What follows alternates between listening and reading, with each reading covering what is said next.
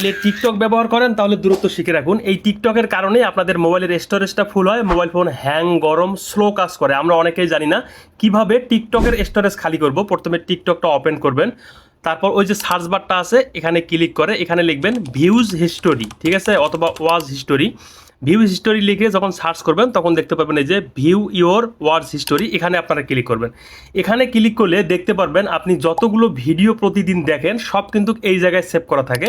তারপর এখান থেকে ফিল্টারে ক্লিক করে অল ডেটস যেটা আছে সিলেক্ট করবেন। তারপর কর্নারে 3টা ডট আছে, আপনারা এই 3টা ডটে ক্লিক করবেন। দেন এখানে নিচে দেখতে পারবেন সিলেক্ট অল হিস্টোরি, ঠিক আছে, এখানে টিক দিয়ে দেবেন।